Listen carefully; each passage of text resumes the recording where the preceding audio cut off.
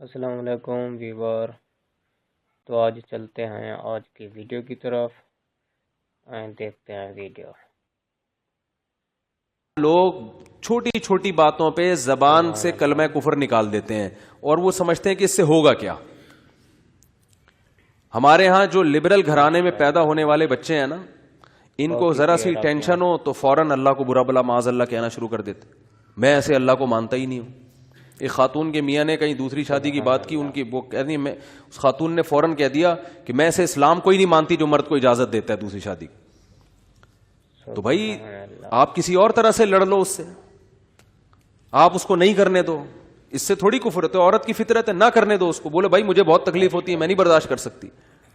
وہ فرض تھوڑی ہے کرنا، اجازت دی ہے نا اسلام نے، گن پوائنٹ پہ تھوڑی کہا کہ لازمی کرو۔ وہ تو میں گن پوائنٹ پہ لے کے بیٹھا ہوں، بندوقیں یہاں پہ ٹھا ٹھا کرو، ٹھیک ہے نا، وہ تو میرا ہیڈیک ہے نا، وہ اسلام کا تھوڑی ہے۔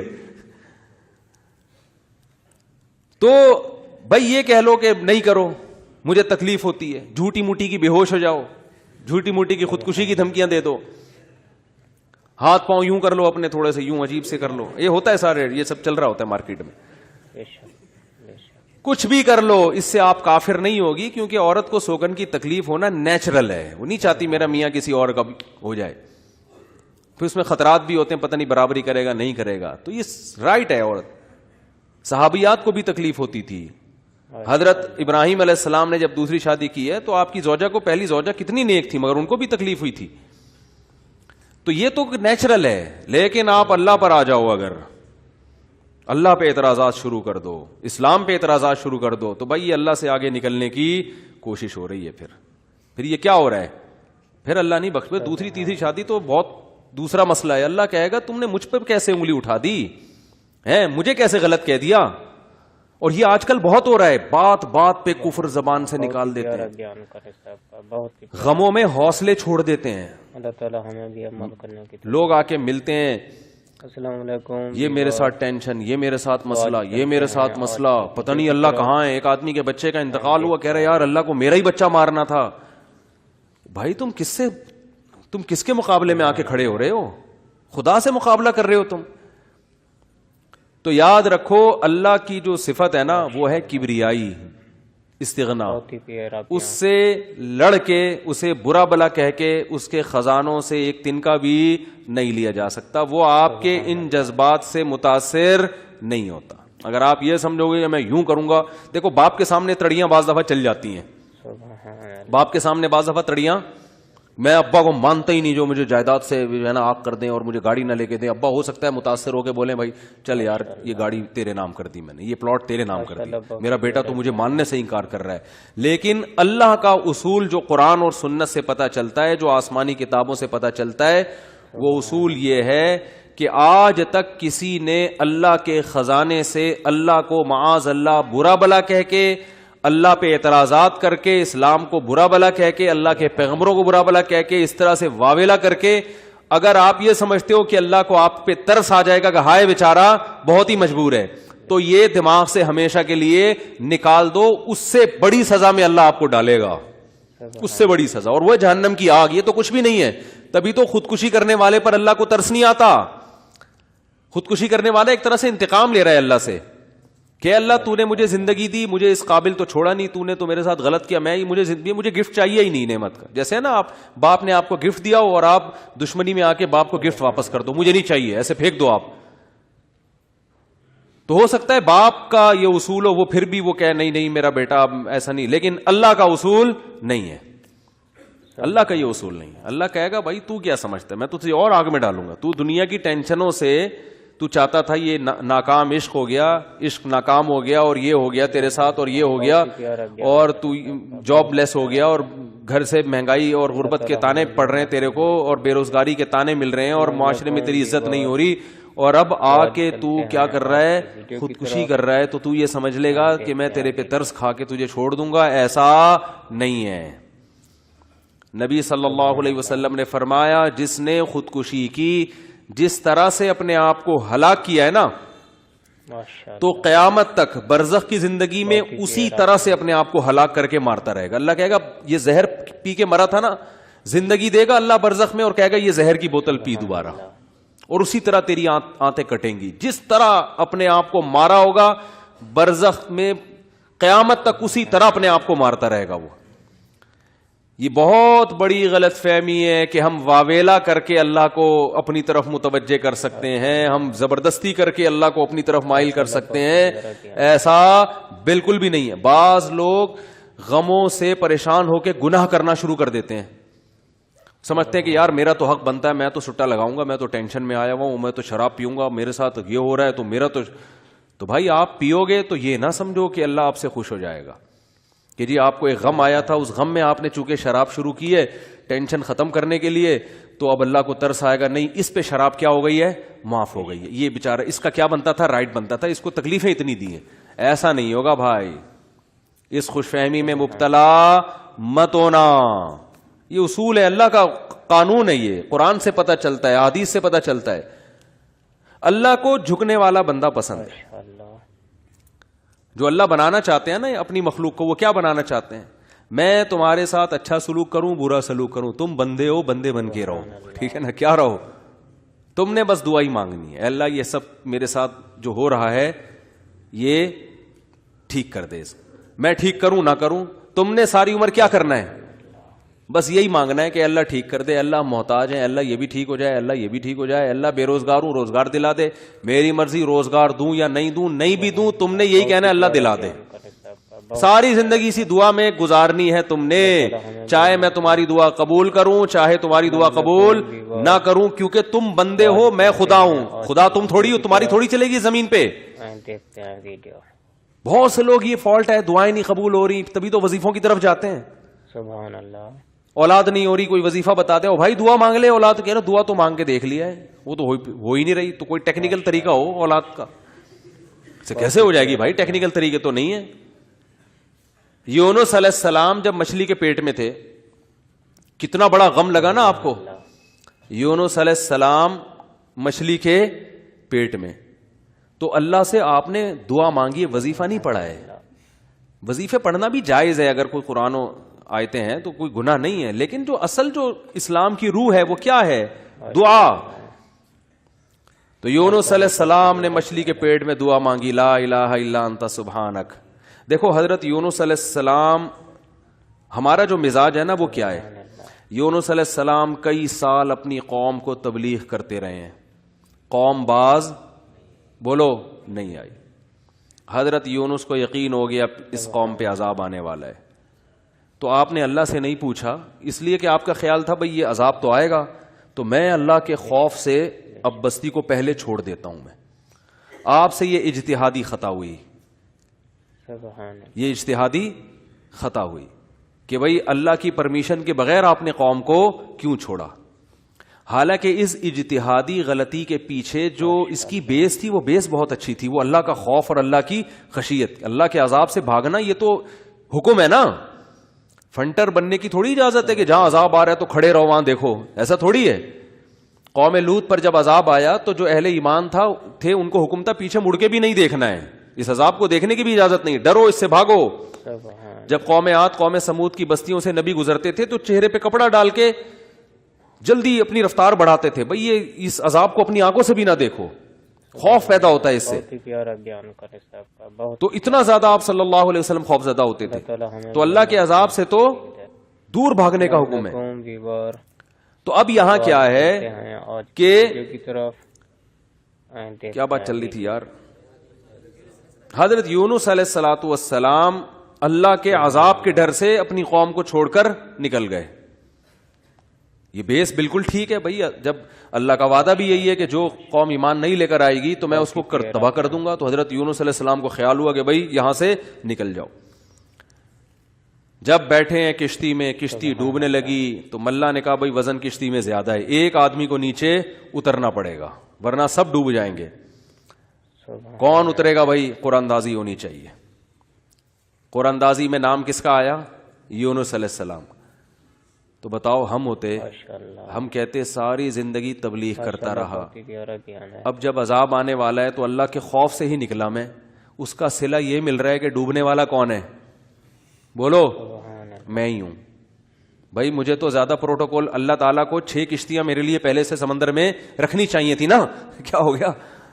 یہ ہماری سوچ تو یہی ہے کہ میں نے چونکہ فجر کی نماز پڑھی ہے تو میری دکان پہ کسٹمر 6 گنا زیادہ آنے چاہیے، پیسے سارے وہ کما رہے ہیں، نمازیں میں پڑھ رہا ہوں. اچھا میرے پر لوگ اعتراض یہ بھی کرتے ہیں کہ احتیاط اس نے کی، اس کو کرونا ہو گیا اس نے احتیاط نہیں کی، اس کو نہیں ہوا، یہ مفتی لوگوں کو الو بنا رہا ہے. تو بالکل یہی ہے کہ نماز میں پڑھ رہا ہوں، روٹی کس کو مل رہی ہے؟ اس کو مل رہی ہے. احتیاط میں کہہ رہا ہوں، وہ کرونا بھی مجھے ہی ہو رہا ہے. ٹھیک ہے نا؟ تو اب اللہ سے تھوڑی کوئی لڑ سکتا ہے بھائی، تو اللہ کی مرضی جو اب احتیاط کے باوجود بھی کسی کو بیماری لگا دے، اور ایسے ہے گلے مل رہے ہیں اور روزانہ چھینک رہے ہیں ایک دوسرے کے منہ پہ، انہیں کچھ نہیں ہو رہا. وہ تو اب اللہ کی مرضی، اللہ سے تھوڑی کوئی لڑ سکتا ہے. لیکن ہم تو ظاہر کے مکلف ہیں نا، ہم تو اسباب کے مکلف ہیں، تو اس لیے حکم دیا جاتا ہے احتیاط کا. تو خیر جب تک کرونا ختم نہیں ہوگا ہم بھی آپ کا پیچھا نہیں چھوڑیں گے، یہ ذہن میں رکھو. آپ تھوڑا تھوڑا جیسے 4 شادیاں آتی ہیں نا تڑکے میں، اس طرح یہ بھی آتا رہے گا تڑکے میں، بہت ہی پیارا، کیونکہ لوگ نہیں کر رہے احتیاط تو کیا کریں. اچھا خیر بات ہی کہاں چل رہی تھی؟ تو یونس علیہ السلام کی جگہ ہم ہوتے تو بھائی ہماری حالت کیا ہوتی ہے. اللہ جیسے تبلیغ میں ہم میں سے کوئی گیا ہوا ہوتا 4 مہینے کے لیے، 4 مہینے کے لیے تبلیغ میں نکلے ہوتے، اللہ کے راستے میں واپس آ رہے ہوتے تو پتہ چلا کچھ یعنی کنوینس ہی نہیں مل رہی، پولیس والے پکڑ کے لے گئے، کسی کیس میں بند کر دیا، تو کیا وسوسے آتے ہیں دماغ میں. جیسے حج کرنے گئے نا، ایک آدمی حج کرنے گیا، لٹ گیا وہاں پہ نا جیب کتروں نے تو وہ کہہ رہے اللہ میں نے تو سنا تھا حاجی تیرے مہمان ہوتے ہیں، تو ہم نے تو دنیا میں کسی کو نہیں دیکھا کسی نے اپنے مہمان کس کی یہ انسلٹ کی ہو. ٹھیک ہے نا، ہم نے تو نہیں دیکھا، میں تیرا مہمان بن گیا اور کچھ بھی نہیں بچا میرے پاس، سب کچھ ہی لٹ گیا. تو جلا ہوا آدمی تھا. تو یونس علیہ السلام کی جگہ کوئی اور ہوتا، ہم جیسے نالائق ہوتے تو ہم کہتے اللہ ساری زندگی قوم کی مخالفت لے کے تبلیغ کرتا رہا، اپنا تن من دھن لگا دیا، نہ کاروبار کی طرف توجہ، نہ کوئی پیسے کمانے، جو روکھی سوکھی ملی کھا لیا. پیغمبروں کا تو کوئی اجرت بھی نہیں ہوتی، وہ تو بالکل ہی اللہ توکل پہ چل رہے ہوتے ہیں. اے اللہ غربت میں وقت گزارا، کبھی کھانے کو ملا نہیں ملا، بس تیرے دین کو فوکس کیا. اب جب عذاب آنے والا ہے تیرا اس قوم پہ تو تیرے خوف سے نکلا میں، جو تیرا ہی حکم ہے کہ مجھ سے ڈرو، میرے عذاب سے ڈرو. اب کم از کم کوئی 2-4 کشتیاں یا ہوائی بحری جہاز کوئی کھڑا ہوا ہوتا میرے استقبال میں، اور اگر نہیں تھا میں نے اپنے خرچے سے پہ کشتی لی ہے میں نے. ٹھیک ہے نا؟ ذمہ داری کس کی بنتی تھی اللہ؟ ذمہ داری تیری بنتی تھی کہ کشتی کا انتظام تیری طرف سے ہو. بھائی گورنمنٹ اگر کسی فوجی کو کسی مہم پہ بھیجتی ہے، اب جو امریکہ کے فوجی افغانستان آئے ہوئے ہیں ان کو باعزت واپس نکالنا کس کی ذمہ داری ہے؟ بولو نا، امریکہ کی ذمہ داری ہے نا. تو تبھی تو فوجی کہہ رہے ہیں بھائی تم نے ہمیں عزت کے ساتھ جب بھیجا ہے تو عزت کے ساتھ پٹھانوں سے بچا کے نکالنا کس کی ذمہ داری ہے؟ یہ امریکہ کی ذمہ داری ہے نا. تبھی امریکہ قطر میں کوشش میں لگا ہوا ہے کہ بھائی یہ کسی طرح اپنی عزت بچا کے واپس آ جائیں گے. اور بالکل صحیح کر رہے ہیں امریکہ اپنے لحاظ سے، اس کا فرض بنتا ہے جب آپ نے فوجیوں کو بھیجا تو واپس بھی تو لے کر آؤ نا ان کو. تو بالکل میرے بھائی یہ بات ذہن میں آ سکتی تھی یونس علیہ السلام کے کہ اللہ یہ سب میں نے تیرے لیے کیا ہے، اب تیرا عذاب آ رہا ہے تو مجھے تو یہاں سے فرار ہونا ہے بستی سے، تو کشتی کا انتظام کرنا میرے ذمے نہیں ہے بلکہ کس کے ذمے ہے؟ تیرے ذمے. چلو میں نے اپنے خرچے پہ کر لی. بہت ہی پیارا پیار. اب اللہ تو خود ہی اگر ڈوب رہی، اول تو ڈوبنی نہیں چاہیے، تجھے تو یہ طاقت ہے کہ 100 آدمی بھی کشتی میں بیٹھ جائیں، جب تک تیری مرضی نہیں ہوگی کشتی کلٹی بولو نہیں ہوگی، یہ نہیں کلٹی ہو سکتی. دوسری آزمائش تو نے یہ اس آزمائش میں ڈال دے گی کشتی کلٹی ہو رہی ہے. اور اگر کلٹی ہو بھی رہی ہے تو ایسے نالائق لوگ اس کشتی میں بیٹھے ہوئے ہیں. ماشاءاللہ. کار آمد تو صرف اس میں یونس علیہ السلام تھے، باقی تو سارے نالائق کیونکہ مشرک لوگ تھے، سارے بت پرست، پان گٹکے والے، سگریٹ والے، تمباکو والے، سارے اس میں بیٹھے ہوئے ہیں. وہ تو پتہ نہیں کیا کیا نشہ کرتے ہوں گے، سارے ایک نمبر کے چور یہاں بیٹھے ہوئے ہیں کشتی میں. تو اللہ ان میں سے کسی کو تو خود ہی جو ہے نا ڈلوا دیتا. اور قرآن اندازی ہو رہی ہے تو نام کس کا آ رہا ہے؟ میرا نام آ رہا ہے، جس نے ساری زندگی تبلیغ کی. تو اور پھر کمال یہ کہ بڑی آزمائش کیا کہ چلو کشتی میں اگر چھلانگ لگا کے نیچے گرنا ہی تھا، ان لوگوں نے ڈال دیا بھائی آپ کا نام آیا آپ کو اترنا پڑے گا. تو تیرنے کا آپشن ہوتا ہے. کہیں تیرتے رہیں گے, کوئی ٹیلا آ گیا وہاں بیٹھ گئے, یا کسی نے دیکھ لیا کوئی رسی پھینک دی, جیسے یا کہیں کنارے پہ اتر گئے, جیسے ہی چھلانگ لگائی ہے ایک اور بڑی آفت, سمندر کی مچھلی نے آپ کو نگل لیا. کتنا خوف, ایک حرف زبان سے ناشکری کا نہیں نکل رہا پیغمبر کی. سبحان اللہ. کہ اللہ مروا دیا تو نے. تو یہ کیا خوف ہوتا ہے, سمندر کا اپنا ایک خوف ہے بھائی. کبھی یہاں نہیں سمجھ میں آئے گا, جاؤ سمندر میں جا کے پتہ چلے گا. اور قرآن سے پتہ چلتا ہے رات کا وقت تھا, اندھیرا تھا, اندھیرے میں بہت, کیونکہ فنادا فی الظلمات, فی الظلمہ نہیں ہے کہ اندھیرے میں پکارا, اندھیروں میں پکارا. پتہ چلا کہ بہت سارے اندھیرے تھے, یعنی ایک مچھلی کے پیٹ کا اندھیرا, ایک سمندر کی تہ کا اندھیرا, اور ایک رات کا اندھیرا. کس قدر خوف. بتاؤ آج کسی کو ایسی ٹینشن ملتی ہے؟ آج یہی ٹینشن ہے. ابا نے اس دن چپیٹ لگا دیا تھا کھینچ کے, اور بھائی تمیز سے بات نہیں کر رہا, بیگم کنٹرول میں نہیں ہے, اور مفتی صاحب کا بیان سن کے اللہ کی خاطر شادی کی تھی, پھنس گئے. ایک آدمی میرے پاس آیا, کہنے لگا مفتی صاحب میری بیوی کی نا شکل اچھی ہے اور نہ بات کرنے کا انداز اچھا ہے. تو مجھے خود بتا رہا تھا, کہہ رہا اتنی بد اخلاق ہے. میں اس سے کہتا ہوں اگر تیری شکل بھی اچھی ہوتی نا میں تیری بد اخلاقی برداشت کر لیتا. چلو یار, پتہ نہیں جھوٹ بول رہا تھا سچ بول رہا تھا, اللہ ہی جانے. اب یہ کوئی ٹینشن ہے بتاؤ؟ اصل ٹینشن تو وہ ہے نا. اچھا لوگ کہہ رہے ہوتے ہیں وہ ہو جاتا نا اچھا تھا, ہم سمندر میں ڈوب جاتے اچھا تھا. او بھائی ابھی ڈوب ہی نہیں رہے ہو اس لیے کہہ رہے ہو اچھا تھا. جب ڈوبنے لگو گے تو وہی کیفیت ہوگی. وہ جو پھندا آ گیا تھا نا درخت سے, ایک آدمی کہتا نا اللہ موت دے دے زندگی سے, تو وہ کسی نے پھندا پھینک دیا اوپر سے اور یہ کہا کہ میں اللہ ہوں, اس میں گردن ڈال لے اٹھا لوں گا. تو وہ کہتا ہے یہاں تو کوئی مذاق بھی نہیں کر سکتا ہے اللہ. تو وہ جب آتی ہے نا اپنے اوپر تو پھر یہ کنڈیشن ہوتی ہے. تو یونس علیہ السلام پر جو آزمائشیں آئیں, کتنی بڑی بڑی آزمائشیں, مچھلی کا پیٹ اور نگل گئی مچھلی. مچھلی اکثر ثابت نگلتی ہے. ذرا بھی شکایت, کیونکہ ہم بندے ہیں بھائی, ہماری جو ڈیوٹی ہے ہم نے وہ کرنی اور چھوٹا بن کے رہنا ہے. ہم نے اللہ کے سامنے یہ نہیں کرنا یہ کیا ہو رہا ہے, ایسا کیوں ہو گیا, میں تو تبلیغ کے لیے نکلا تھا, میرے ساتھ یہ ناانصافی. یہ نہیں ہوتا. یہ اصول قرآن کیوں یہ واقعہ ذکر کر رہا ہے؟ یونس علیہ السلام اللہ کے برگزیدہ پیغمبر ہیں. ہمارے حضرت فرمایا کرتے تھے یہ محبت کی چٹکیاں ہوتی ہیں. انسان کو جس سے محبت ہوتی ہے تو اس کو ستاتا ہے, اور یہ ستانا تکلیف برائے تکلیف نہیں, اس کے درجات کو بلند کرنی. محبت کا اظہار ہے کہ میرا ایسا بندہ ہے, ایسا پیغمبر ہے, کتنی آزمائشوں میں ڈالا, زبان سے ایک حرف ناشکری کا نہیں نکل رہا, ساری اپنی طرف منسوب کہ میری غلطی ہے, میری غلطی ہے, میری غلطی ہے, میں غلط ہوں. تو قرآن کے الفاظ دیکھو, جب مچھلی نے نگلا ہے اور سمندر کی تہ میں گئی اندھیروں در اندھیرے, تو یونس علیہ السلام نے فنادا فی الظلمات, اندھیروں میں کیا پکارا, لا الہ الا انتا, اے اللہ تیرے سوا کوئی غلامی کے لائق نہیں ہے, میں تیرا غلام ہوں. انی کنت من الظالمین, میں ہی غلط ہوں, تو غلط نہیں ہے, مجھ سے کوئی غلطی ہوئی ہے اور میں تجھ سے استغفار کرتا ہوں. ان کو احساس ہو گیا کہ میں جو بغیر پرمیشن کے آیا ہوں شاید یہ اس لیے ہو رہا ہو میرے ساتھ. دیکھو اپنے آپ کو غلط ثابت کرنے کے لیے دلائل تراشے جا رہے ہیں. کوئی اللہ نے وہی تھوڑی کی تھی اس وقت کہ آپ غلط ہیں. بس اس عمل سے اندازہ ہو گیا کہ بھائی اور تو میں نے کوئی, مجھے نہیں لگتا میرے سے کوئی گناہ ہوا ہو, تو مجھے لگتا ہے کہ یہ ہے جس کی وجہ سے اللہ کیا ہے, مجھ سے ناراض ہے. تلاش کر رہے ہیں, کوئی اپنی مسٹیک تلاش کریں, اپنے آپ کو غلط کہیں.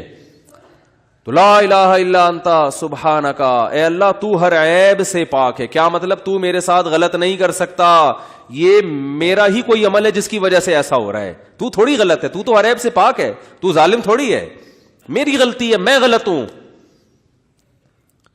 کیا اللہ کے رحمت کے خزانے حرکت میں آتے ہیں. فَالْتَقَمَهُ الْحُوتُ وَهُوَ مُلِيمٌ, قرآن کہہ رہا ہے مچھلی نے نگلا اس حال میں کہ یونس علیہ السلام اپنے آپ کو ملامت کر رہے تھے. جب مچھلی نگل رہی تھی اس وقت بھی اپنے آپ کو ملامت کر رہے ہیں, اپنے آپ کو برا بلا کہہ رہے ہیں, میں غلط, میں نے غلط کیا. تو جب مچھلی کے پیٹ میں جا کے توبہ استغفار کی ہے تو اللہ کی صفت استغنا دیکھو. اللہ فرماتے ہیں لولا انہ کان من المسبحین، اگر یونس اپنی غلطی کا اعتراف نہ کرتے للبث فی البطن الی یوم یبعث فی بطنہ الی یوم یبعثون، قیامت تک اسی کے پیٹ میں رہتے، وہ نہیں نکلتے. یہ اللہ کی صفت استغنا ہے کہ بھئی اللہ کو آپ ڈرا کے دھمکا کے یا اپنی غلطی کا اعتراف کیے بغیر اللہ پہ ڈال کے اللہ سے کچھ بھی منوا نہیں سکتے. اللہ کہتے ہیں ہمیشہ رہتے، لیکن اللہ کو پتا تھا نہیں ہے ایسا، وہ تو آزمایا. پیغمبر تو گناہ نہیں کر سکتے نا، تو یہ تو اللہ آزما رہے ہیں دنیا کو دکھانے کے لیے کہ میرے نیک بندے ایسے ہوتے ہیں.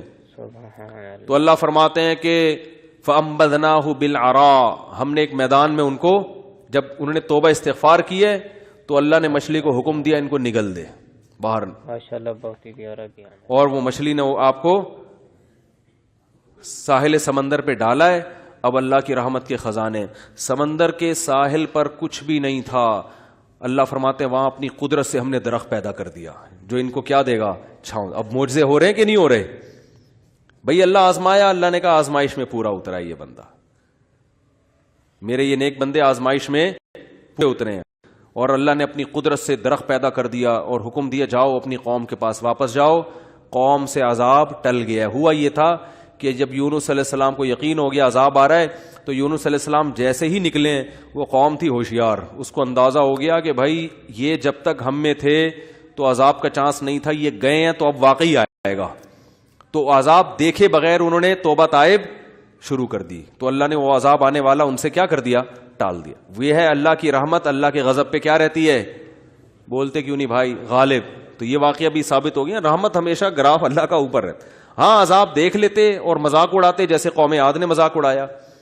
فلما رأوه عارضا مستقبل اودیتهم، جب انہوں نے بادلوں کو اپنی طرف آتے ہوئے دیکھا، پیغمبر بتا رہے ہیں کہ یہ عذاب ہے، تو کہہ رہے هذا عارض ممطرنا، کوئی عذاب نہیں ہے بھائی، بادل تو آتے ہیں برستے بھی ہیں، کوئی نارمل. وہ تو آخری دم تک ڈٹے ہوئے تھے. اب کیونکہ اللہ کی صفت غضب بھی ہے، رحمت غالب تو رہتی ہے، لیکن ایسا نہیں ہے کہ غضب ختم ہی ہو گیا ہے. پھر اللہ نے عذاب بھیجا اس قوم پہ. 7 دن 8 راتیں تیز ہوائیں چلی ہیں، 8 دن 7 راتیں، اور ایسا اٹھا کے اس قوم کو پٹخا ہے کہ اللہ فرماتے ہیں کہ انہم اعجاز نخل خاویہ. 1 ہفتے کے بعد ایسا لگ رہا تھا کھجور کے تنے ہیں جو اوندھے پڑے ہوئے ہیں، بڑے بڑے قداور لوگ تھے وہ. اللہ نے تو اس لیے میرے بھائی جب کوئی غم آئے، پریشانی آئے تو واویلا نہ مچایا کرو، رونے دھونے کی اجازت ہے. یہ بے صبری نہیں ہے، جب انسان کو غم ہوتا ہے روتا بھی ہے، ہائے ہوئے بھی کرتا ہے، لیکن اللہ کو برا بلا کہنا شروع کر دینا، میرے ساتھ اللہ یہ کر رہا، میرے ساتھ اللہ میں ہی میرا ہوں اللہ کو. آپ کا کام ہے غلامی، مانگتے رہنا ہے، مانگتے رہنا ہے، مانگتے رہنا ہے. اکثر ایک واقعہ علماء بتاتے ہیں، کتابوں میں لکھا ہوا ہے کہ ایک بزرگ حج کرنے جاتے تھے، حج کرنے کے بعد ندا آتی تھی قبول نہیں ہوا. کیا ندا آتی تھی؟ قبول نہیں ہوا. تو دوبارہ چلے جاتے اگلے سال. جب حج کرتے پھر ندا آتی قبول نہیں ہوا، وہ پھر چلے جاتے. تو کسی نے کہا کہ آپ خود ہی بتاتے ہو کہ جب میں حج سے فارغ ہوتا ہوں آسمان سے ایک ندا آتی ہے کہ قبول نہیں ہوا، تو پھر کیوں جاتے ہو بار بار. تو انہوں نے کہا بھائی میرا کام ہے حج کرنا، اپنی کوتاہیوں کی اصلاح کرنا، قبول کرنا کس کا کام ہے؟ اللہ کا. اب اللہ سے تو لڑ تھوڑی سکتا ہوں. اور یہ بھی نہیں ہے کہ اب فنٹر نہیں بنو کہ اب تو ہم نہیں جائے گا بھائی، اب تھوڑی 2 دفعہ چلے گا، 3 دفعہ چلے گا، ہر دفعہ یہ آواز آ رہی ہے اب تھوڑی ہمارے پاس اور بھی دنیا میں غم ہے بھائی، یہ حج ہی کرتے رہیں گے کیا؟ یہ ہوتا اصل میں لوگوں کا یہ رویہ ہو گیا ہے. دعا میں بہت ہو رہی ہے یار، ہم نے دعا مفتی صاحب 6 دفعہ دعا مانگ لی پھر بھی فائدہ نہیں ہو رہا. اب یہی تھوڑی کہ دعا مانگتے بول نہیں رہے ہوتے، مفتی صاحب سے ڈر رہے ہوتے ہیں تو بھائی اتنا اللہ سے ڈر لو. وہ بعض تو بول بھی دیتے ہیں. تو بھائی 6 دفعہ 10 دفعہ 100 دفعہ دعا مانگنے میں کیا جا رہا ہے یار؟ اللہ کے سامنے ہاتھ اٹھا کے مانگنے سے زیادہ بھی کوئی مزیدار عمل ہو سکتا ہے؟ نہیں قبول ہو رہی، اہل اللہ کہتے ہیں نہیں قبول ہو رہی نا، اس میں مانگنے میں اور زیادہ مزہ ہے. ٹھیک ہے نا، اس میں مانگنے میں یہ اللہ ایمان کا امتحان لے رہا ہے، تو ہم غیب پر ایمان کے دعوے دار ہیں. اللہ تو نہ قبول کر، ہم تو مانگتے رہیں گے، ہمیں مزہ اسی میں آتا ہے. حضرت عمر رضی اللہ تعالی عنہ کا قول ہے کہ مجھے اس سے غرض نہیں ہے کہ میری دعا قبول ہو رہی ہے کہ نہیں ہو رہی، یہ تو میرا کام ہی نہیں ہے کہ یہ اللہ کی ذمہ داری ہے، یہ ہماری ٹینشن یہ تو میں حضرت عمر کے الفاظ اپنی زبان میں بتا رہا ہوں, یہ ہماری ٹینشن ہے ہی نہیں, یہ تو اللہ کا کام ہے نا, قبول کرنا تو اس کا کام ہے.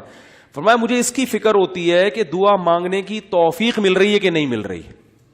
ایسا نہ ہو مایوسی اتنی پیدا ہو جائے کہ دعا مانگنے ہی کی توفیق چھن جائے. یہ ڈینجرس ہے, یہ خطرناک ہے کہ اللہ نے آپ کو اپنے در سے محروم کر دیا, ہاتھ اٹھانے کی توفیق سلب کر لی.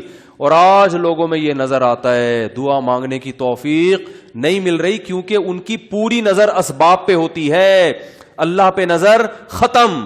یہ بہت خطرناک ہے. دیکھو اسباب پہ نظر رکھو گے, ہو سکتا ہے اسباب اختیار کر کے کام تو ہو جائے, لیکن اللہ کی جب عدالت میں کیس لے کے جاؤ گے, فائل داخل کرو گے, وہاں سے جو کام جب منظور ہوگا نا, اس کام کی نوعیت میں اور آپ کے کام کی نوعیت میں زمین اور آسمان کا فرق ہوگا. جب اللہ کے سامنے کیس لے گئے, کام خراب بھی ہوگا تو بنے گا, اور جب اسباب پہ نظر رکھو گے بنے گا بھی تو ہو سکتا ہے اس میں خیر نہ ہو, یہ کوئی الٹا کام ہو رہا ہو. جس کام سے آپ نے اللہ کو نکال دیا اب اس میں خیر کی توقع نہ رکھیں. آپ بیمار ہوئے, صرف دواؤں پر اکتفا کیا ہوا ہے آپ نے, اللہ سے دعائیں نہیں مانگتے اور ضرورت بھی محسوس نہیں کرتے کہ چھوڑو یار, جب میں آگمنٹن کھا رہا ہوں, جب میں یہ سیرپ پی رہا ہوں, تو گورے بھی تو ٹھیک ہوتے ہیں نا بغیر دعا کے. کیا خیال ہے بھائی, جب وہ ٹھیک ہوتے ہیں تو مجھے دعا مانگنے کی کیا ضرورت ہے؟ تو عین ممکن ہے آپ ٹھیک ہو جاؤ, دوا اثر کرتی ہے, اللہ نے دنیا کو اسباب سے جوڑ دیا, لیکن یہ ٹھیک ہونا بھی آپ کے لیے نقصان کا ذریعہ بن سکتا ہے. اور آپ دعا مانگو دوا کے ساتھ, ہو سکتا ہے آپ ٹھیک نہ ہو, لیکن پھر ٹھیک نہ ہو کے بھی اس میں اللہ کیا ڈال دے گا؟ بولو نا, خیر ڈالے گا.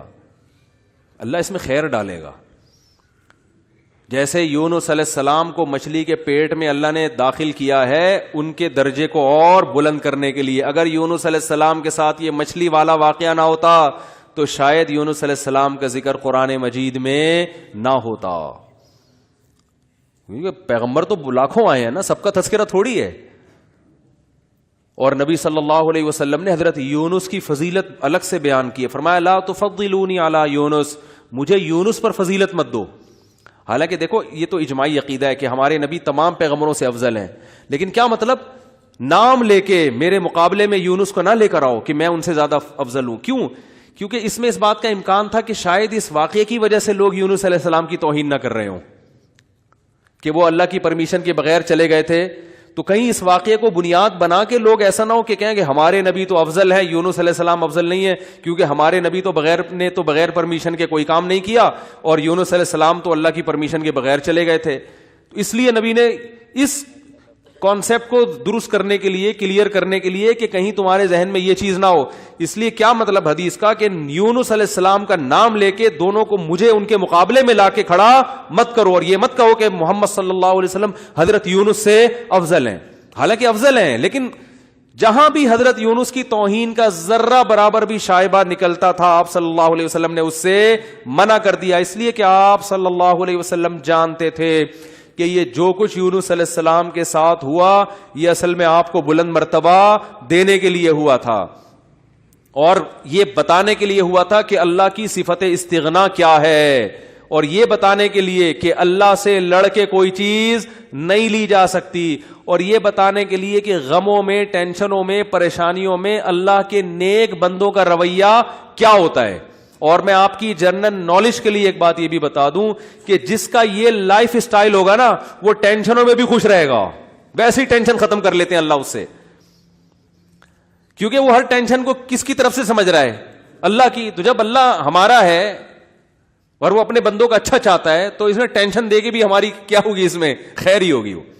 اس نے یعقوب علیہ السلام سے جو بیٹا چھینا تو یعقوب علیہ السلام کو نوازنے کے لیے چھینا. یوسف علیہ السلام کو جو بچپن میں باپ سے الگ کر دیا مصر کا بادشاہ بنانے کے لیے کیا اس نے, نہ چھنتے نہ بادشاہ بنتے. تو ہمارا کام ہے ہر برائی اپنے کھاتے میں ڈالیں, سمجھ رہے ہو کہ نہیں سمجھ رہے, اور ہر اچھائی کس کی طرف منسوب کریں؟ اللہ کی طرف.